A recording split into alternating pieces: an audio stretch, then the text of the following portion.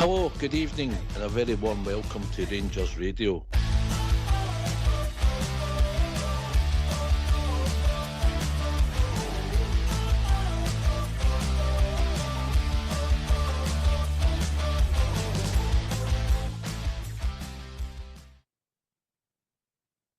Hello, good evening. Welcome to Rangers Radio. I'm AK. I'm your host for this evening. Tonight on the show, we have got the Super Sub, Southside, and we've got the legend, Bridgeman. Good evening, guys. Evening, AK. Good to be called in late, but to be on with a legend, the Bridgeman. What can I say about that? A pleasure as always. And good evening to everyone listening in this evening. I know we've got many new listeners probably, so... But good evening to all the Bears out there, we'll say that. Oh, well, big good evening to yourself, AK, and of course Southside and the techie boys in the background. Can I just say to all the Rangers fans that are listening in this good evening, and welcome to Rangers Radio. Aye, very good, Bridge. Aye, good evening to Fox and Terry and all the listeners as well. Well, guys, I'll come to you first, Southside. You were at the game last night. Your thoughts? Disappointed when we came out of there, really disappointed on the whole performance for the team and the players. Drop points, that aside, the performance from start to finish wasn't good enough. We never troubled the goalkeeper enough, never got enough shots in goal. Bits of build-up play, but it wasn't enough on the night. Passing wasn't great. A lot of players weren't really at it.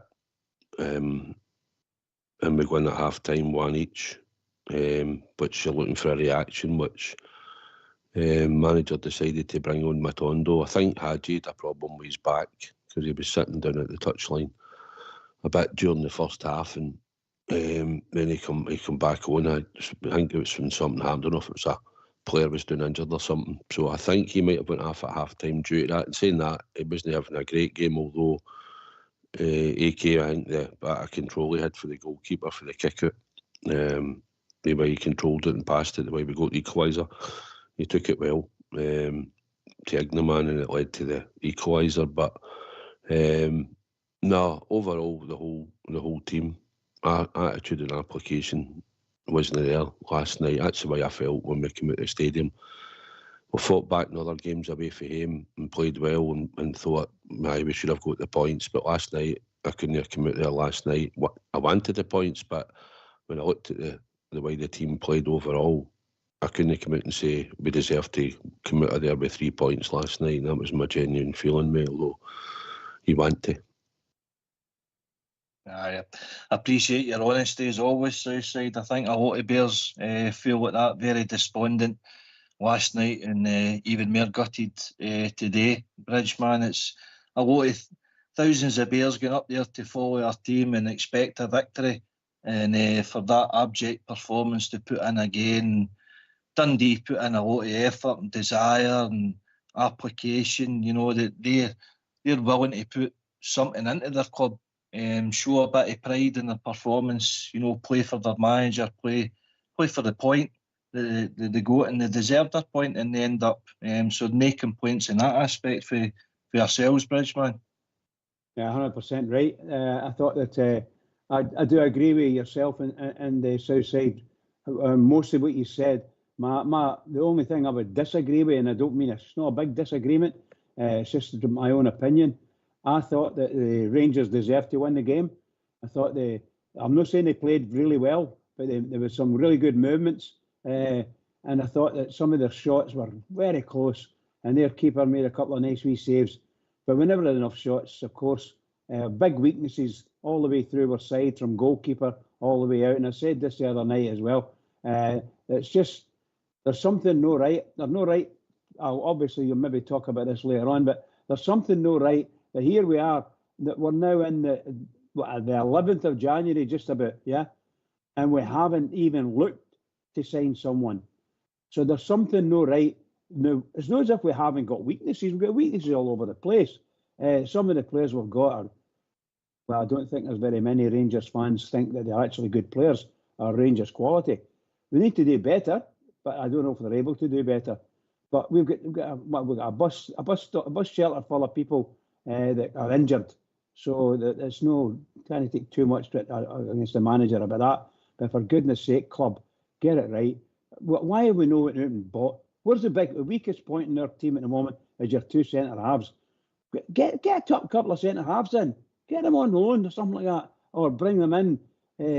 I just can't. I can't believe I've not went out in the market and got some. Of course, the biggie is there any money? The chances are there's no. So that takes us right back to the beginning again. And all I can say is, I honestly thought we were the better team. Played better football until we got to a certain stage where we got nicer players, and we were a lot, shall we say, a lot better on the move when we got moving. Other than that, I thought Dundee. Well, you can't take nothing away from Dundee. As Alex said, the other AK says all the application and the strength and fighting and all the rest of it. Dundee had all of it and loads more, and we never had much of that. So, but I do think we could have and should have won that game. Maybe deserved to. That's all I can say about it.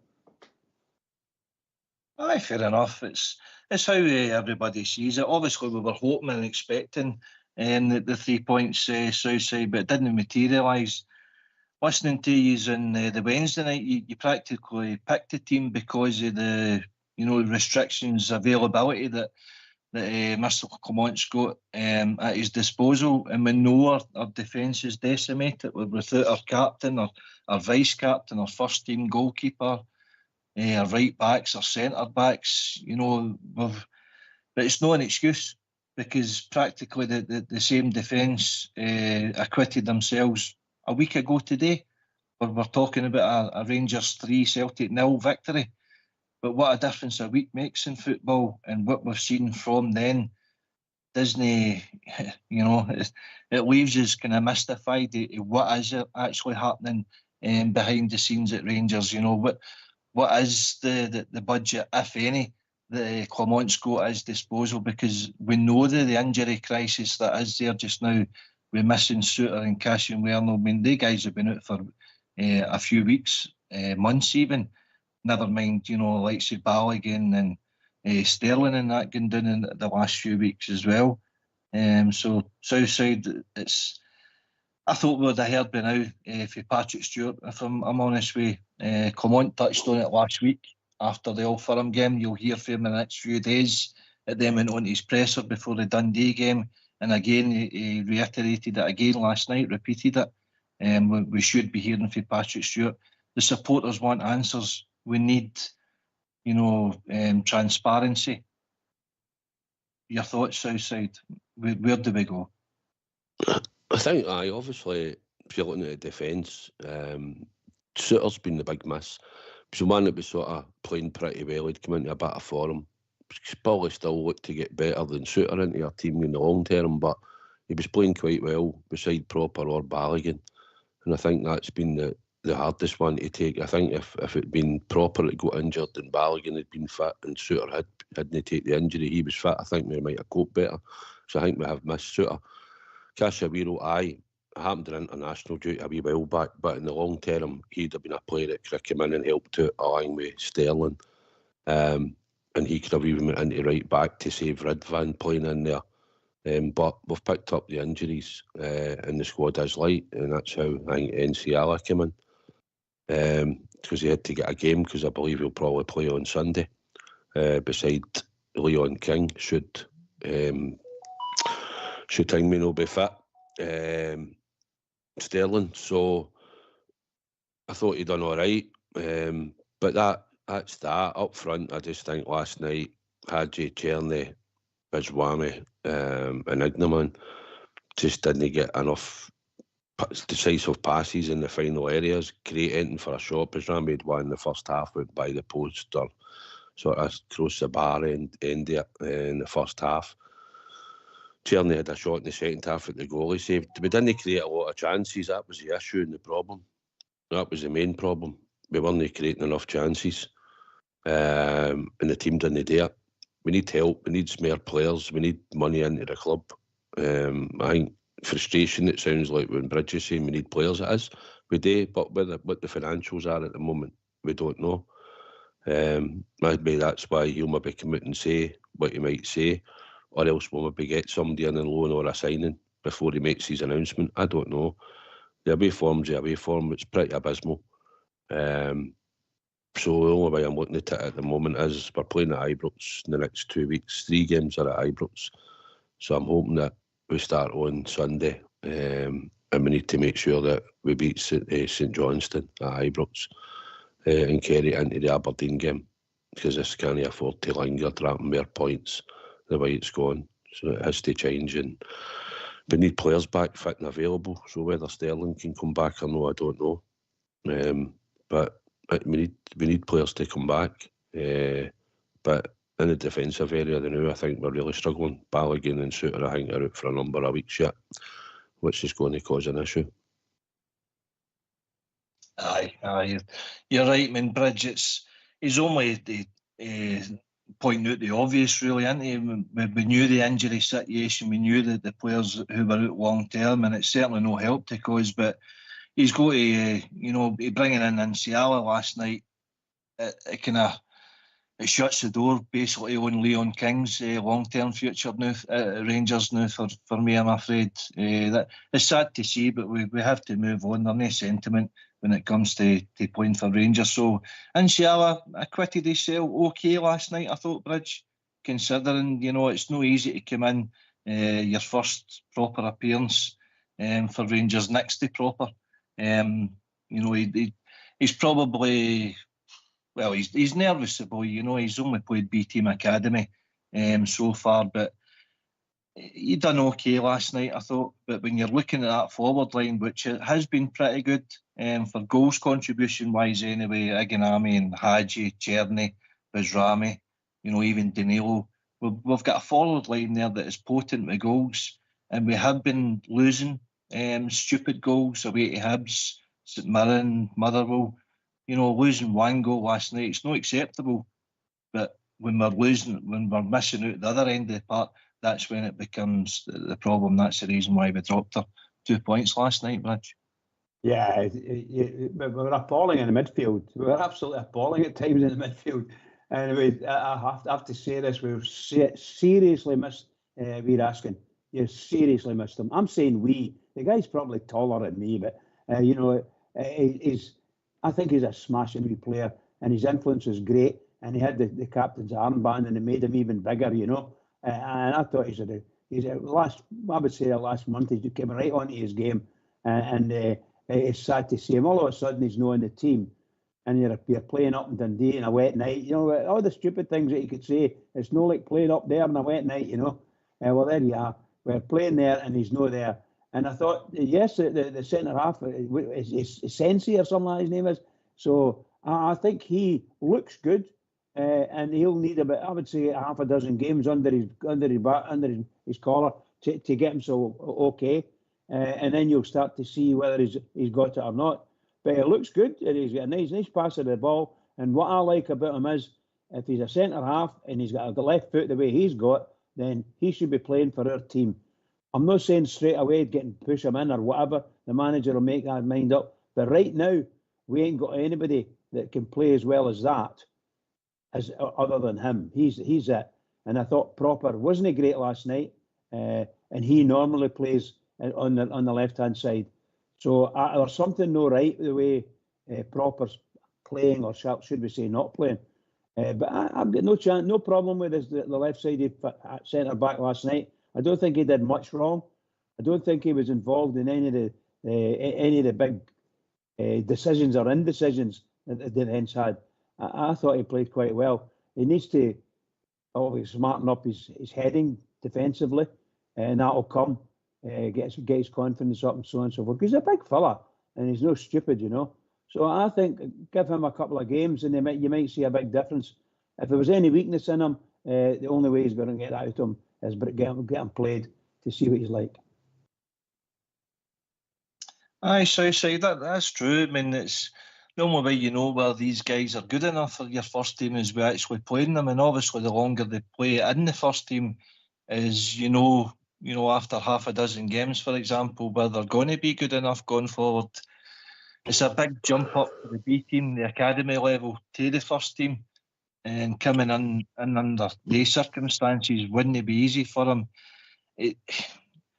Bridge is saying he didn't have any iffy moments. I thought the kind of see it off the goal that we scored, that could easily have been a penalty. Thankfully it got waved away, but the actual goal that we conceded, Barron, I thought was weak out in the right, no clearing it. We took half a dozen opportunities to clear it before it comes into the box and the guy dispatches it, you know. But I thought the Dundee forward, Adam Wummy, I thought he acquitted himself very well. Had chances again the second half. The offside goal, took that well as well. 19-year-old boy for Austria. I kind of tip my hat to the Dundee recruitment team there for finding boys like that. But how we know finding the boys? That's what some of your support might be saying. All right, we've got they call him Iganami. Last night, quiet game, half dig, second half. Apart from that, I don't think he offered much, as did a lot of the players on the park, to be honest with you. Probably start with that then, right? Nsiala, right, played his first competitive game of football in his whole career at first team level last night. It is a big step up. Look, you've been to the odd B game ways, right, and you've seen the difference in the step up. Playing Queen's Park or playing in the cup games, and even before that in the best games, it's a totally different game when you come into the Scottish game. And I thought last night he done quite well. I thought the two of them were looking for the ball with Simon Murray, and I know he stood on his foot, but I think the two of them were looking at the ball. It wasn't as if he'd done it intentionally, and it was like two players coming together. And I think that's the reason probably why they didn't get the penalty that they were probably looking for. Rightly or wrongly, some people might see it different, the fact that he stood on his foot and he went down. But listen, he lay down for a wee while, and then when he realised he wasn't getting the penalty, we went up the park and scored. To be straight up and all that, there was nothing wrong with him, although he was rolling about holding his foot at the start. But it was a big step up for him. And if we want to try and bring the boy on, it's a hard position to play him in. But I think if you're going to do something like that, you'd probably need somebody like Suter in beside him to try and help him out. I think Balogun's only going to play one game every 3 or something. So realistically, if you were giving him a wee run in the team at some point, I'd like to think if Suter was back fit and available, then you would maybe try and play him beside him and let him try and guide him a bit. But it is a big step up for him. Then he will make mistakes and he will get caught out, might concede a goal. In the position we're in now, you know what it's like. You could tell last night after the game, he dropped points away from him, no matter if it was the third game or the second game or the first game, you're going to get that type of reaction for the support over a period of time as the build-up's been coming. So, and then he's coming off the park last night going, what's happened here? No, we got a point, but he knows probably that it's no good enough. But he was still the whole support scheme, the whole players, the treatment coming off the park last night. So, what else did you ask me quickly at the end there? What was the second thing you said to me? I forget myself now. I had something to say, I know, because you were talking about it, and I had an answer for you, but I can't remember. But I'll say one of the routes in my head, Matondo, honestly. See, when he was bringing on Cortez last night, however late it was in the game, I would have took Matondo off, honestly, because he was out there for 30 minutes at that point and I ran about there and I was watching him and I'm thinking, right. And Jeff Day was still managing it down the left flank and he was going in between players just coming inside. He made one run across the area where he tried to get a shot off and he couldn't. But apart from that, I thought he came on and offered very, very little. And I know he's a winger and I know they blow hot and cold and all that, but I just thought you could have tried to have showed a bit more. Try and go run deep, knock the long ball, have an idea of what you're going to do when you come on the park. I just thought he offered nothing. And honestly, 27k a week or round about that figure, as people make out that that's what he's on, round about that. And that's what we got offered last night for 45 minutes off him. It was honestly, it's pitiful, mate. It was, and I know he's put him on because he's maybe trying to get a reaction and try and get him back to some sort of fitness. Because as I've said, if they go in the park, go and do something. Even though if you're here short term, go in the park and try and do something. On Sky last night and all, where if he'd done anything magical in 45 minutes, he'd have got noticed and we might have got moved on at some point. But nothing. I wasted a jersey last night, honestly. He wasted that Rangers jersey. No kidding, mate. He's disgusted me, mate, honestly. Aye, you're right. Anyway, I'll come back to you now, Bridge. This is a phone-in show, people, so let's hear from you. Why don't you give us a call on 0141 356 1972. It's your show, it's your platform. Let's hear from you.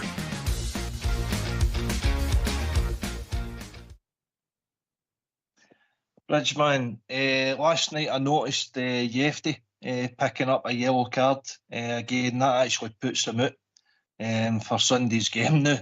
So that's us missing our left back and our left centre back. Proper dips out.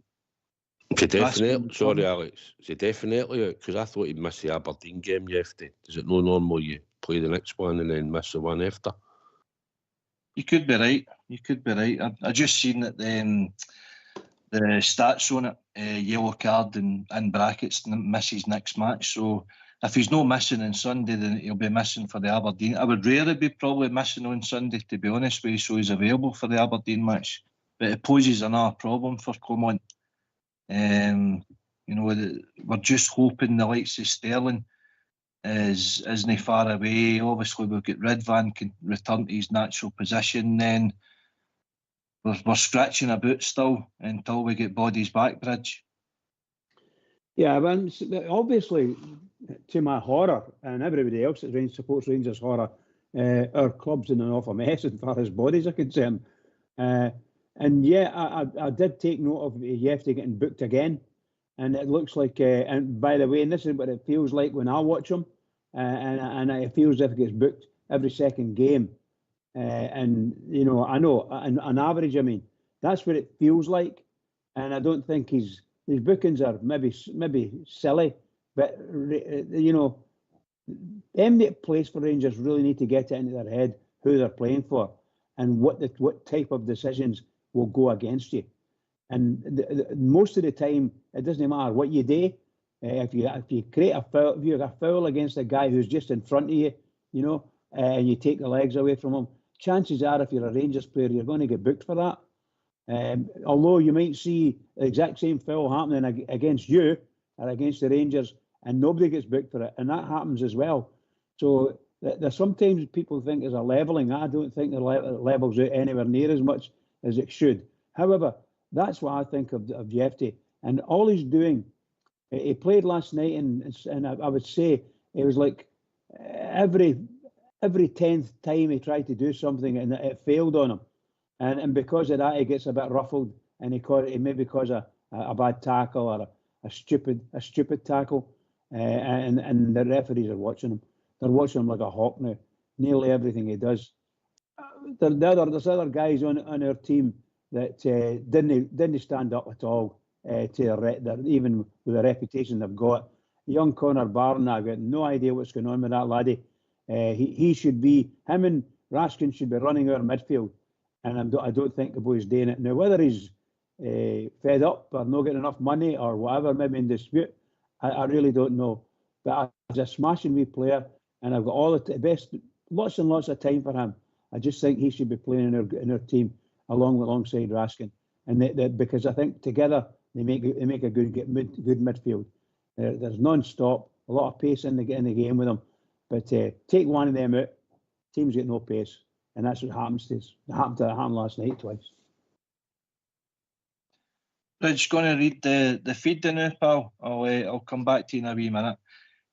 Southside, I was just touching on Igamani's performance last night in comparison to the Dundee striker. All right, listen, that number 11, I think it was number 11, that boy. I think he might have been, I don't know, the boy that scored in that, he caused us a bit of problems, I noticed. He was decent, but I don't know if how he's been playing for Dundee before that, to be honest, but he had a decent game against us. The boy that I wanted to see I wanted to see that Lyle Cameron, because I've heard a lot about him. Same as when we played Motherwell, I wanted to see Lennon Miller and see what the hype was about him. Lennon Miller, in the games that I've watched him against us, hasn't really done anything that I thought or stood out to me to think, wow, not a bad player. But he's a young player, but he's highly thought about, and a lot of teammates and that talk favourably about him. So same last night, Lyle Cameron wasn't playing, but I wanted to see the boy Josh Mulligan. He played number 8, and I thought he done well last night, that young boy. He seemed like getting highly rated at Dundee. So it was just to see him. He had a good game against us last night, so he did. Ignaman, I thought, last night again, AK, I looked at a couple of times and you're looking right down the middle of the park and he wasn't there. He was out in the wing and that. Against Hibs, it was a slightly different game. Hibs might have been a slightly more open, and they might have been playing the back three that day, and maybe he could get more space. But last night, when he was getting on the ball, they was coming on to him quick. But most of the time, I thought he was outside the box more than he was in.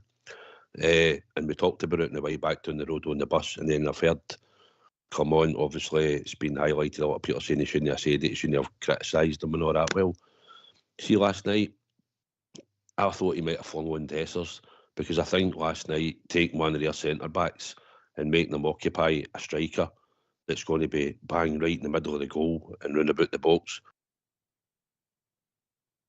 and keep him occupied, and it might have created more space for Danilo or Ignaman, or if you took Ignaman off and just stuck him on and hoped that you might have got something for that, or had the two of them on with him on and maybe just made a different sub that he made earlier on, just to try and occupy one of their big centre-backs. Listen, whether Dessers would have scored or no, I've got no idea. It comes down to does he's going to have one of these moments in a game where he has them. He'll either put the ball in the net or he sticks it by the post. But it might have been a different option last night, and somebody a bit bigger where that central defender had to go with him and stick on him.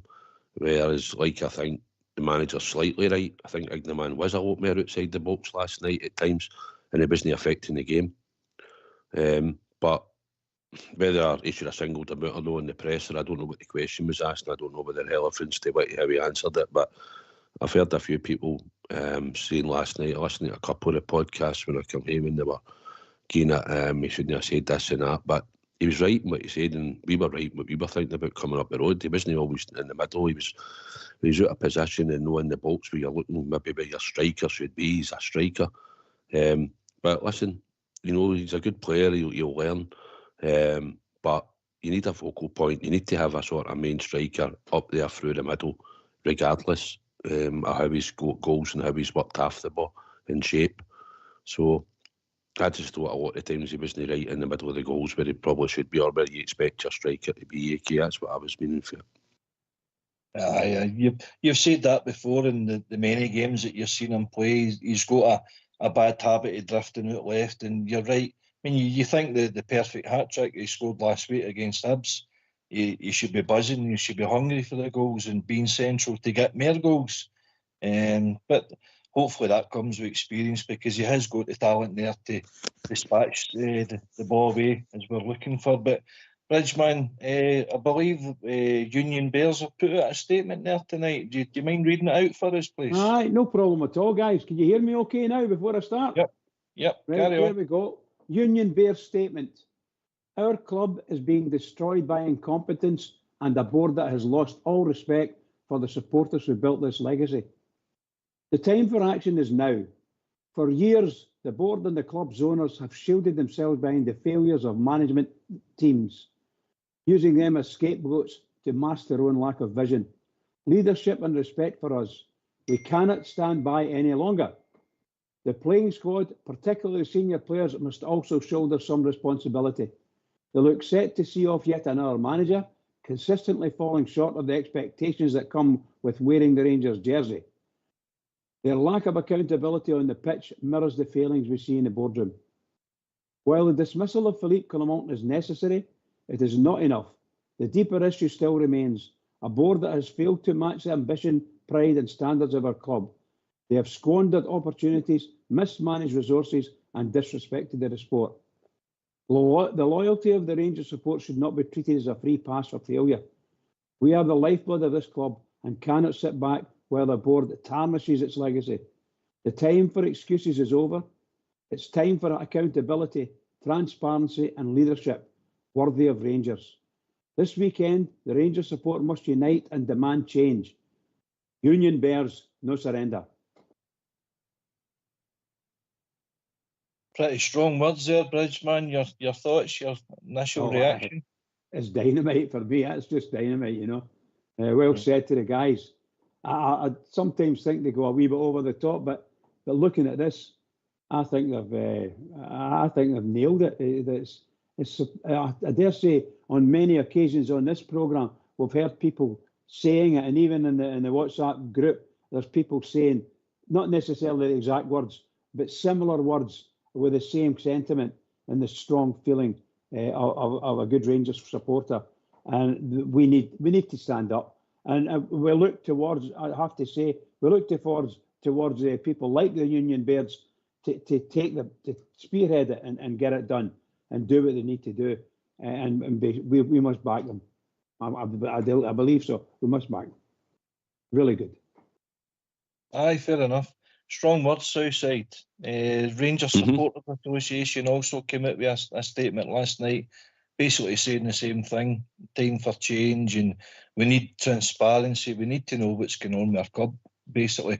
And we're looking for Patrick Stewart to make a statement to verify where Clement is in his future, if he has a future, and what is the process, what is the strategy to go forward to give us success. Because at the moment we're kind of rudderless in the boardroom, leaderless in the dugout, and you know, it's not good enough on the park. Oh, listen, I think everybody knows the state of the club. We've been running without a CEO. We're running without a chairman. We were running without a director of football. And we had a board who put a lot of money in and gave money to managers. But a lot of that money, as we can now see, as we've watched, well, the last number of seasons, with managers that were brought in and still had old players and they were on good contracts, and we can see the now we're still wasting money the now throughout the club through decisions that were made by probably Michael Beale. If you're thinking back to the players, who some of them were still there and picking up wages. Gio never got enough money given. He maybe try and make a go at it, but support had enough. Apart from the run to Seville, he wasn't doing it in the league, and it was people were saying time for change, and we changed that. And we gave Beale, and he got more money than what Gio had, because Gio worked with Gerrard's team, more or less. So it's been a cycle all the way through. The whole club needs restructured. So now the CEO's in. Aye, we'd all like him to say something, but listen, he's got a lot of jobs to get on with in there, in the backroom team as well as the football department. But there's a lot of structural work needs to be done round about Ibrox, and the right people for the right jobs. There's going to be a lot of people coming onto the board. He already said it at the shareholders meeting we had. He said there'll be new people coming onto the board, and some independent people, and they'll be obviously assigned to do certain jobs within the club, because we need to grow the club. We need to get back to make money the way Bisgrove brought money in, but we need to get more money brought in, because we need to get the turnover up. So all these jobs have got to be filled. We've still got a football department to sort out. Cobham's been promoted, but we still need to sort out the academy. We need to sort out where all these young boys are going to be playing. Are we having a league for them? What's happening in the background there? That's all stuff that he needs to deal with as well. And then obviously we get to the point where it comes down to where the manager and the first team, and is there money? Well, 17 million, they said we've got debt. So that would tell you that, but you could sell a player and you'll probably get a bit of that back, if not all it, depending on who you sell. So it's easily fixed. Like, you could sell a player if you get interest in a player, and you'll get enough money back. That's always that sort of problem. But all needs restructured. Plus, we need to generate money to get more players into the club and build the first team squad, because it's weak. And we only have about 11 good, decent players that we can start with. And if any of them go injured, we can see what's happening. We've not got enough replacements or decent enough replacements to fill the holes. A couple of players are off form and all, and not been playing well in certain games. Like you said, Diamante was stinking last night. Bourdroom wasn't great. Hadji had a moment. And if players like that you're relying on to play well, Ignaman wasn't getting into certain spaces, he was getting shut down quite early on the ball. Things like that doesn't help.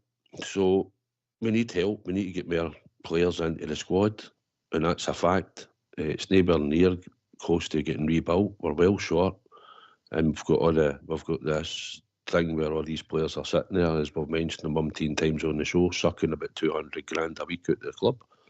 We need to get them moved on. However we do it, I don't care whether you stick them in with the boys and force them to train with them and just get them. I hope they want to leave if they're not going to be prepared to go into their agent and get off the wage bill. But when you've got a contract like we've said on here, you're entitled to see it out if that's what you choose. But that's your stupidity, again, them high wages.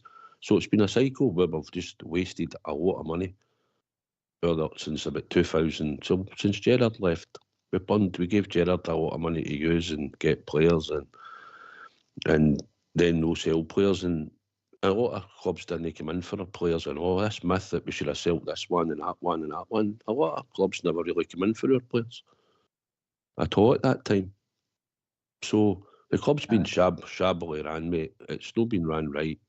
They've poured a good few £1 million here, there and everywhere, like we're saying, but it's not been used well. And for the players we've bought, they've not done the business on the park, and they're still not doing the business on the park, and they're still at the club.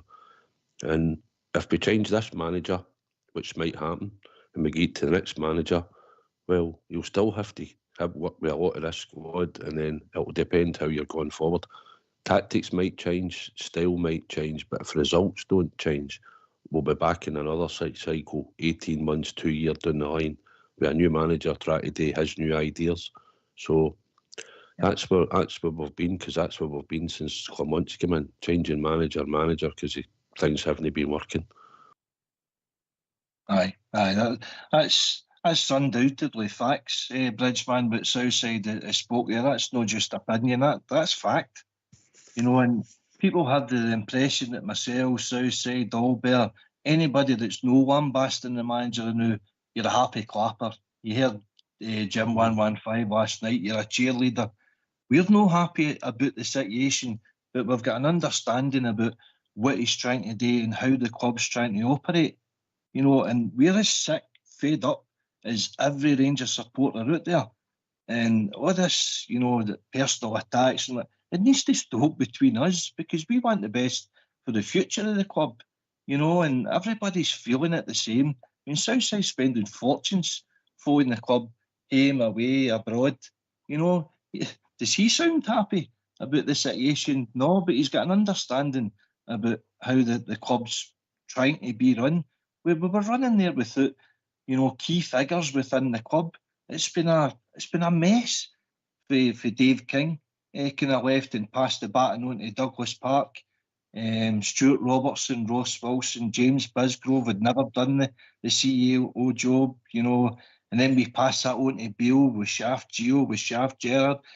It's been one thing after the other, and millions and millions and millions, tens of millions have been squandered in poor recruitment, you know, mismanagement for boardroom level, downwards.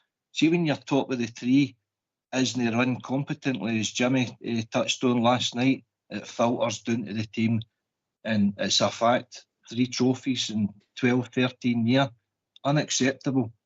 So we need to get it sorted, and this is where Patrick Stewart's coming in, needs to get things right. He needs to get the right bodies in place to help our manager. If it's Clement or if it's no Clement, I couldn't care where Clement is in there the now short term or long term, but he's in there to do a job the now, and that's what supporters need to realise. You know, we need stability in the club. because we've had Caixinha, right, disaster. Boardroom beforehand, then Caixinha. Then it was Gerrard come in. Then with Gio come in. Then with Beale come in. Then with Clement come in.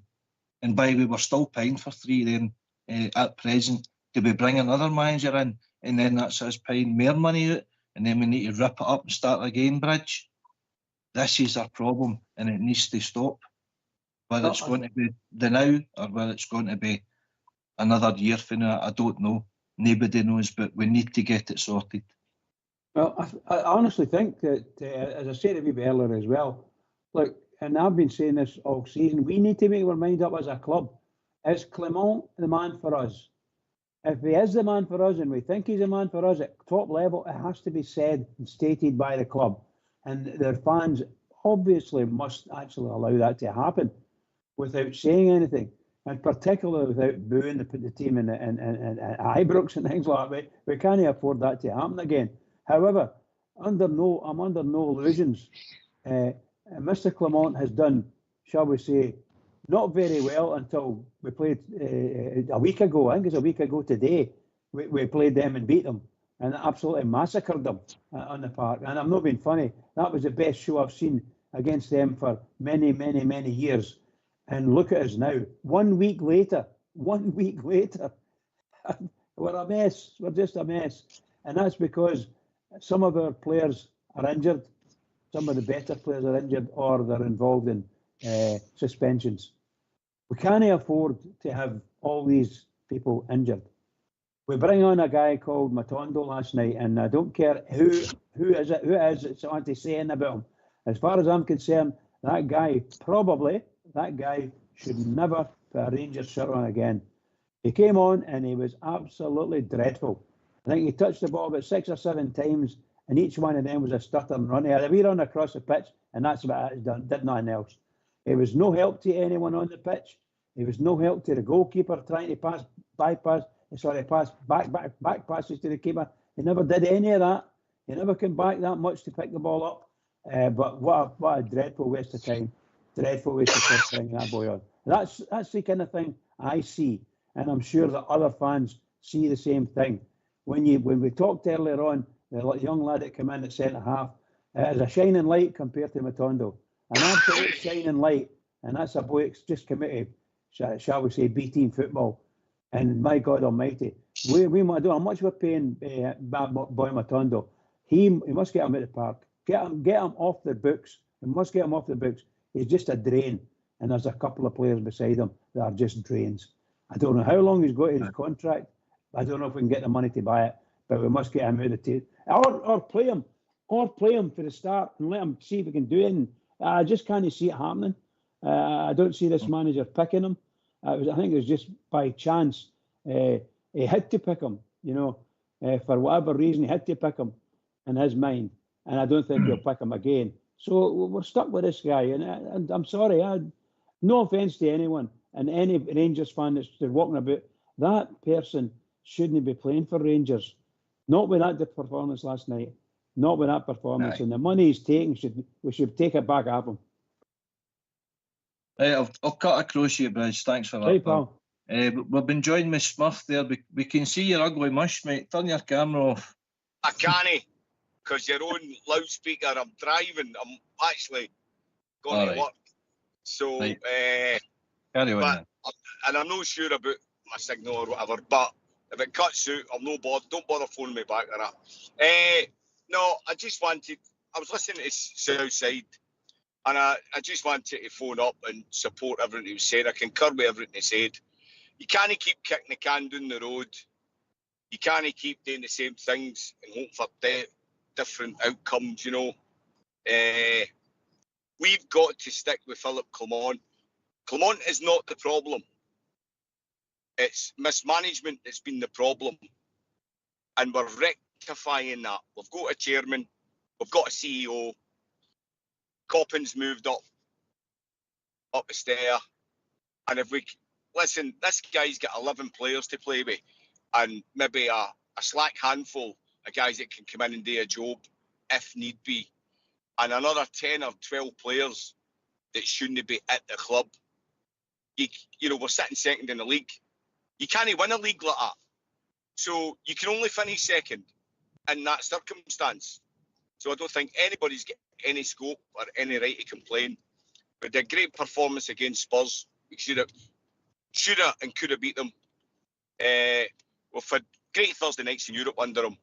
And let's be honest, we should have won that cup final. We were cheated out of it. And we've just tanked him 3-0. Superb performance. And that's where a fit first team quorum of players available to him. But beyond that, Rangers don't have a squad. It's a myth. There's guys there that aren't good enough, but they do not constitute a squad. And he's hamstrung and he's got one arm behind his back, trying to get a tune to guys that aren't good enough to play for the club. It's as simple as that. And people need to wake up and smell the coffee. It's going to take a year and maybe even another year again to actually get proper traction and a proper squad together where we can consistently compete and try and get into the Champions League. 1 year in the Champions League and the coin will turn. And I think we've got to stick with them. That's all I've got to say on it. Thanks for that. You're entitled to your opinion, Smurf. I'm sure plenty will disagree with you on the forum, but come in and give us your opinion. Your thoughts in response to Smurf there, Southside? Aye, there's a lot of what he says is true. If in an ideal world, we would like to have had 15 or 16 players in the door in the summer and tried to build a stronger team and squad. Listen, we've done well in Europe, which is probably going to surprise us all when you look at the results away from home. Results at home, as much as some of the performances haven't been great, we've took 28 out of 30 at home. The home form has actually been not too bad, although performance-wise at times it hasn't been great. We've seen nights and days and games very little, not a lot, but we've seen times when we've played well in games where you'd expected us not to have played well or we've done well. We've seen patterns of play. Start of the season, we're relying on Dessers, who was a striker who hit a bit of form, had moments and then fell off a cliff, and Tierney and Lawrence stepped up in the games to try and help us out and win us some games. And then the usual. So then we eventually were getting Danilo and we've got Ignaman back in the team now. I think maybe we were doing well when we had the two of them in the team at the one time, Smurf. Might have been better. Maybe have took Bezrami or Hadji out last night and maybe had Danilo in with Ignaman up front and tried that sort of partnership because it worked with Tierney and that. Could have left one of them out. But I'm not a football coach. I don't see them on a day-to-day basis. I don't see what their stats are in training and who can play and who can't, or who's going to be close to needing to come off and get a rest. As they will be monitored and all that happens.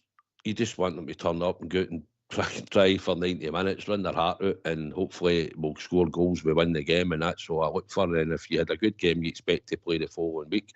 But the manager sees them on training, and let's be honest, nobody's really thought Nsiala would have started last night, and they did. So we've got loads of rebuilding to get done. We've got a lot of the blocks have got to be done in the background at Ibrox. Get proper people in proper positions, knowing the job. Cotton needs to earn his money by trying to get some of these players that are sitting here, the Kieran Dowells, Matondo on a contract, probably Dessers if long term he's not want to, we don't want him, so we need to try and think, can we get him going? Is there interest in him? If there is, let's generate it. Let's get some money in from him and let's get money back in. And if Clement's getting money to get players, it shouldn't matter who's the manager. He's your sporting director, so he should know where the weaknesses are in the squad. So it's down to him to try and go out and get the players, but he has to make sure that Patrick Stewart and the rest of them have got funds available for him to go and get them. So it really comes down to Cotton to get players and then put them to the manager. But he should know where we're weak. We all know where we're weak in the squad. We could all say we need at least another 8 players, 10 players possibly to come into that first team. But it's money. And it's about the daft contracts that we gave out to players when we didn't have a director of football in place or a sporting director, whatever you want to call them. And they players are out injured or not contributing, which is sucking the money out of our club. And it's not. It's just that's where the mismanagement comes in. I agree with that, Southside. Bridgeman, before I come back to yourself, Smurf, in response, Smurf puts up a case to keep Clement. When you look at his record this year in particular, the league at home, 9 victories and a draw out of the 10, that's acceptable. Europe progression, I think we're sitting in automatic qualifying position or there or thereabouts. That's acceptable. What is becoming unacceptable is was it 13 points out of 33 away from home? That's the obvious problem. How do we address that, Rich? Well, yeah, so these are the tricky questions that every Rangers fan would love to be able to hear. I'm quite blunt about it. As far as I'm concerned, there's only one solution to getting, shall we say, stop losing goals, and that's to get a defence in. That's what we need, particularly central defenders. We saw right across our defence last night some major weaknesses. And yeah, we're delighted with the young lad that came in and he played his part. And of course, it wasn't that bad, but we're weak. We're very, very weak. So any team could come up against us in the league and just throw big players up there, hammer the high ball. You saw some of the nonsense. We couldn't even header the ball properly. These kind of things, we need to get that resolved. We need to get centre halves. I don't care how we do it, hook or by crook. Just get a couple of centre halves that can play football, please. We don't want to carry anyone, but we want somebody that can carry us. And if we can get a good partnership, then that'd be great. You know, and look, well, I absolutely love him at Balogun. Balogun's been and gone and back again, and he's still. If you could put him on the park, he'd run himself into the ground for you and try everything he knows. That's the kind of thing we need. I'm not saying that we need a Balogun in that sense. We just need someone that can do that, or people that can do that, and show the wee bit skill that they've got, and be available for up the park for corners and free kicks. We need to be able to do something, but we definitely need defence.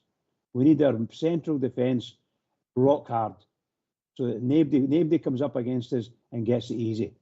You look last night. We've got a fantastic football player in Negamani, and look, he could hardly penetrate their defence because they just stuck to their guns and booted the ball away, including the player if he was in the way. They just booted the ball away. That's all they did. And that's what we come up against every week. We need to be able to do, I'm not saying the similar thing, but we need to be able to do our defensive stuff fearlessly. That's what we need to do. Mm-hmm. Aye, well, Smurf, it's obvious we've got issues in defence because of our injury situation. We've had, at the start of the season, with problems in attack, with our strikers no scoring enough, our midfield no creating enough. We've sort of addressed that with Raskin coming back to form, but it's the obvious problems is away from home. How do we address this, Smurf? And what gives you the faith that Clement is the man to do it? Well, I think, so the first question, how do you address it? Well, you need experience at the back. You know, we need somebody that's going to marshal a defence and be a leader. Proper for me is flatter to deceive. He's had some good games, particularly in Europe, right? But if you turn them, you get him on his heels. The guy's no pace. He's no really a dominant guy in the air. But he's a tidy footballer. I don't see that he's much of an upgrade in the boy that went to Birmingham. And right now, I wouldn't be sad to see both going. I think Suter is the only centre half we've really got. And so we're going to need two. Hello? Hello. Give a wee sec, Warren. Just finish off, Smurf. I see you there, pal. There's a couple of centre halves that need to be brought in. Well, we're unlucky with Casemiro, and I think, you know, at the front it was going to take time for things to click and gel. We just need consistency. We need a consistent squad. That's how you do it. You have a consistent squad of the relevant quality, where you get yourself into a position where 2 and 3 need replaced. 1, 2, 3 need replaced each year, so that you've got consistency and your team evolves. You're not just ripping it up and starting again. It's just an evolution. cyclic evolution where you're keeping a level of quality in your squad. And I think Clement has shown when he's got his best players available that he can take on the best teams and do well and perform and be competitive. So I don't see it. I see it's a failing of the board. Anyway, that's my take on it. Aye, fair enough, Smurf. Thanks for that. Warren, I see you there. Good evening. What's your thoughts?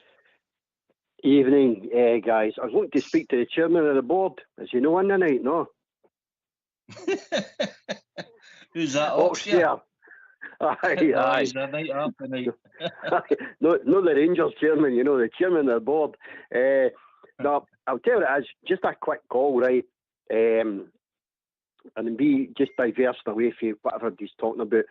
Now, I tuned in last night after the game. I'm one of these guys. See this Sky Sports and whatever it is. I can't listen to the pre-match stuff. And when whistle goes, we get a bad result, bang, I switch whatever.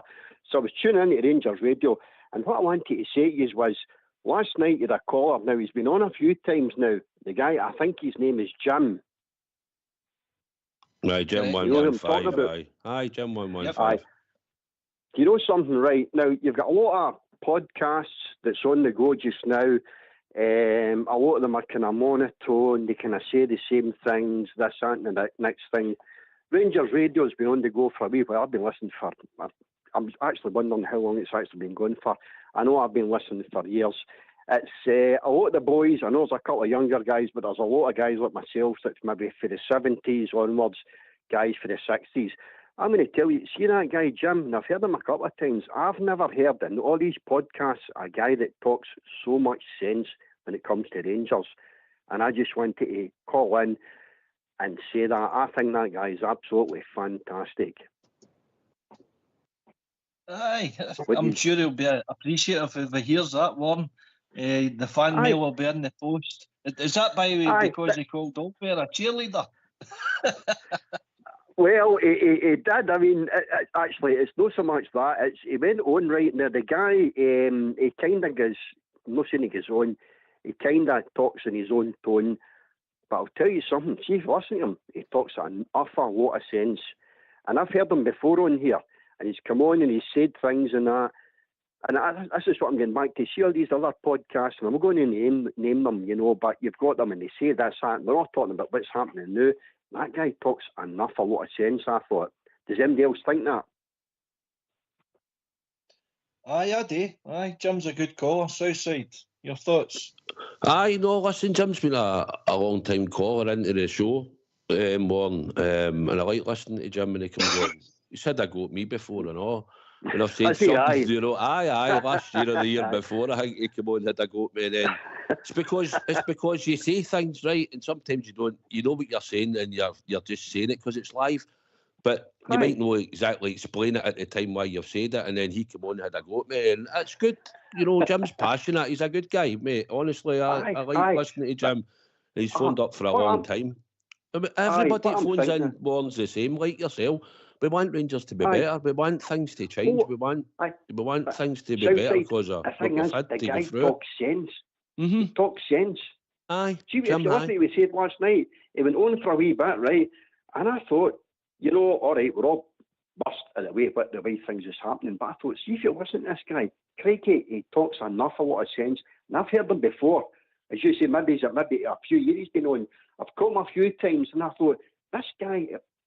I'm not saying nobody else talks sense, we all rant about this sort of defence and that's what we're doing there.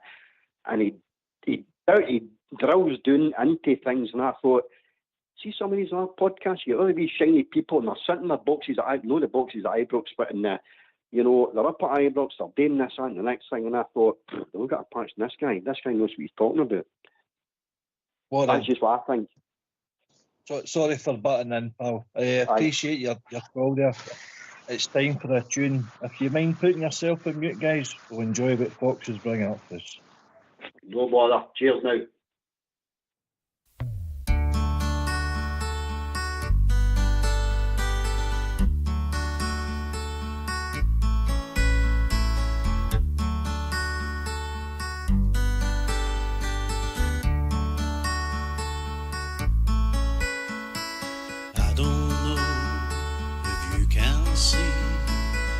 just what the Rangers really mean to me. These last few years I've been afraid that we might drift away. So I've been telling old stories and singing songs, made me think about where we come from. That's the reason why I feel so very proud today. So let me tell you that I love you, and I think about you all the time. Irish Stadium's close me, and now I'm coming home.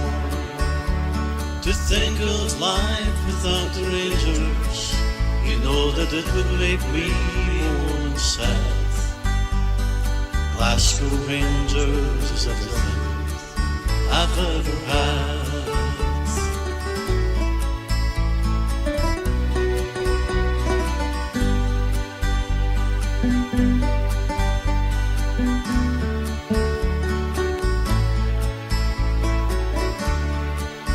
We won 9 in a row, and I'm still dreaming of Brian Landrum, Trevor Stephen, Marvin Andrews said, keep believing, Davy Cooper on the wing. We remember Gaza with great affection, the day the helicopter changed direction. Jimmy Baxter, he was pure perfection. Super Ali scores again. Well, let me tell you that I love you, and I think about you all the time. Ibrox Stadium's cozy, and now I'm coming home. To think of life without the Rangers, you know that it would make me more sad. Glasgow Rangers is everything I've ever had.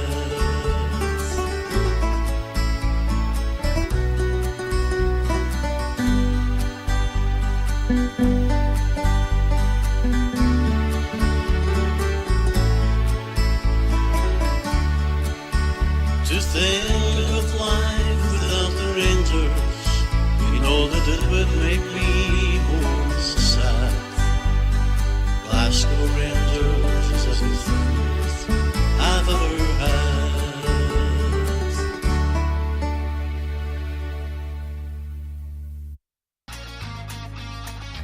Why don't you give us a call on 0141 356 1972? It's your show, it's your platform. Let's hear from you.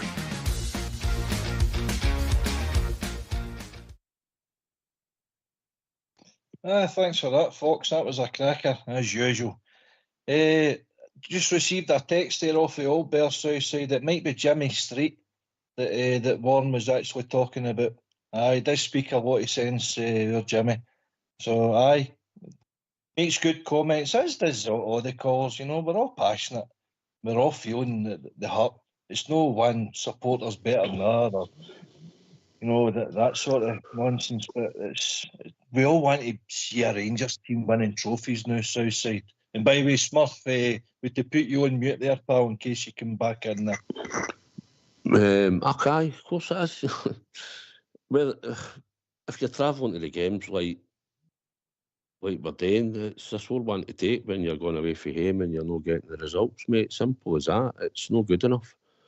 And games where you're expecting to see it out and make sure that you get the win. But I'm realistic to know that a squad that we've got now has shown us that they're not capable of doing it. They'll do it on occasions, but they're not doing it consistently, and that's the problem. And when we get hit with injuries, it just absolutely decimates the capabilities of the squad being strong. If we had Casemiro available, we had Suter available, if we had Cortez back a lot earlier, fit and available, because I think he will become a decent player. He's not shown it now, but he's just coming back, and I think in time he will. If we could offer them dafties after the wage bill and Everton's a lot better and be a stronger squad. Sterling playing probably right back, Casemiro coming into the defence at Suter get injured, could have played beside Balogun, and then you could have rotated Jeffrey and Yilmaz on the left-hand side. Midfield, we're still a bit light in the midfield. I think we still need a bit more in the midfield, but we're asking to take the suspension. You can see that with Conor Barron coming in, he's not exactly the same type of player as Raskin, or had the same effect as what Raskin's had since he came in. So, aye, we had to try and keep our strongest squad, but as it is, Casemiro's out injured, we've had it. Balogun's out injured, Suter's out injured, and that's what's doing the damage to the defence. Probably experience there with Suter and Balogun helping out. So, aye. But at the end of the day, mate, you're judged by results, and that's how we judge Rangers and the team. And when it comes to the stage where you're not winning enough games away from home, and the support start to turn on you at the away games, then inevitable will come in time. So that's the way it will go. So it's down to the players to go out on Sunday and make sure that we win, and then make sure that we carry it on to the Wednesday against Aberdeen. And probably low averages we will. We're at home, we'll probably go beat St Johnstone, beat Aberdeen, play a weekend team against Fraserburgh, beat them, and I'm telling you, you never know. The way the Thursday nights have been going in Europe, we could go down to Man U, get a point, and then next minute we go back to Dundee United and we drop something. Do you know what I mean? In the away game, that's how mad the season's been. It's so frustrating and annoying that although the performances haven't been good at Ibrox, we've still picked up a lot of wins. Europe we've done really well, and yet these away games are absolutely destroying it to the point where you're saying, right, enough's enough, innit? That's what it's coming back to. And that's it. And whether we pull the plug on them or no, will only be judged if it has been the right decision when the next person comes in and whatever his philosophies are and what he wants to do and how much money that's going to take, or can he get a tune out these squad of players that we've got. And if that doesn't work, then we'll be looking to change it again about another 18 months to 2 years. And that's the fearful factor of what could happen. But you might change it and you might get it right, and then that's fine. But we've tried it up to, this is the third time we've tried it since Gerrard. And none of them have worked. Listen, it's fair comments again, Southside. It's fact. Again, I'll tell you something else that's fact here, Smurf. I'll come to you with this one. I suggest that Clement has had a tougher job taking over for Beale than what Gerrard did after Caixinha, and I'll give you the reason why. When Gerrard came in the building, we'd already secured the services of Alan McGregor, with Tavernier already there. He had just brought in that Scott Arfield, with Ryan Jack already there, with Morelos already there, and Candace already there. There's 6 players that he got a chance to build a squadron about. He obviously bring in Golson and Barisic and, Kamara and guys like that, out Kent, you know the rest what he built. And he did build eventually a league-winning team, and a team that went to Seville to a European final, and that's what Beale took over. Now, what Beale did, I thought some of the business that he did is, destroyed us. He sold Cholak, he sold Sakala. Morelos had run down his contract by that time, and Scott Arfield was also the same. Between the 4 players, they had 47 league goals between them. And they brought in Dessers, Danilo, Lammers, Cifuentes, and that's the sort of ilks, that's the sort of quality player, and paying big money for it as well, Smurf, to have what we have now. And eventually Clement said to lead a lot of them out. These signings last night, 9 of these signings, or 9 of these players was his last night on the park. So I'm not saying that there's still a problem there with recruitment, but when we're getting restricted on recruitment, that he could only do his business before players went out, before players come in, that's when a manager starts the problem. Smurf, and then I'll go to Bridge. Well, first and foremost, it doesn't matter how many players were his signings on the pitch. No every signing is going to work out. Anyway, that's a fact. If you get 7 out of 10, they're laughing, right? But the other thing is, Beale's put us back he probably put us back 5 or 6 years. The damage he did was untold, and that was the board's fault. The board, I hate saying this because it's live on air, and you're talking on this, you sometimes forget, you know, that you're like, but I hate saying this, but the board was they're an absentee landlord, and that guy was given carte blanche with a cheque and getting, you know, for where we are and the amount of money we can spend, an enormous amount of money to go out and buy players. Mistake was wasted, the vast majority of it. And well, let's be honest, he's put us back years. But you know, trying to get some of these guys off the books or big money, it's going to be difficult, and we're never going to see that money back. I just think that yeah, you're right. Philippe Clement has had a hell of a job, and you wouldn't have blamed him if he walked away last season. He actually stated, didn't he? He came out and he said that he didn't realise he wasn't getting the full picture when he took over. Again, disingenuous for the board, disingenuous to Gio van Bronckhorst when they put that used car salesman up and he was in the stand and in the Loudon having drinks and all that. You know, absolutely classless. And I believe maybe the people responsible are no longer at the club, and so mote it be. No, you've got to stick with this guy. We don't like it, but it's a process, and you've got to see it through. And when we get a squad, no a team that says, a squad that says, and then he's failing, then it's time to move him on. At the moment, he doesn't have his own squad, and it might take another year, 18 months to achieve that. Aye, fair comment, Smurf. Bridgeman, your thoughts in response to that? Yeah, I think Smurf's talked a lot of sense there, particularly the last paragraph he was saying there. You know, it's obvious. I don't think really and truly that anybody that loves Rangers wants to see us the way we are, and I don't think it's our manager's fault. This present manager, I don't think he's 100% to blame for what's happened to us. I think if he did any doubts about the board giving him finance, then I dare say he would have stood up to it. But I think he stepped in the door, and much like Smurf says, and after a month or so, or whatever, 6 months, he found out that there wasn't any money for him, you know. So he's stuck. So we're stuck as a fan base. The club's stuck as a club. We're in a lot of debt, and the only thing that's going to get us out of the debt is either somebody comes in and buys us just for sense sake, or indeed we manage to get some good players and sell them.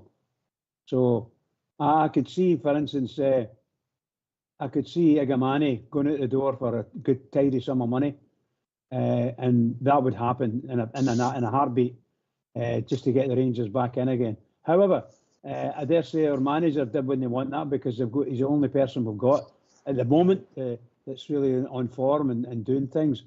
But we may have to do it. We may have to. I'm going to be realistic, and we may have to. I hate to see it, because he's a quality player, no doubt about it. But I think everything Smurf said talked a lot of sense. There's parts of me say the manager must go, simply because my club are suffering badly. They are suffering badly. But to get that manager to go, you need to have a budget of some description to bring another manager in and give him the funds to be able to go to the marketplace and buy.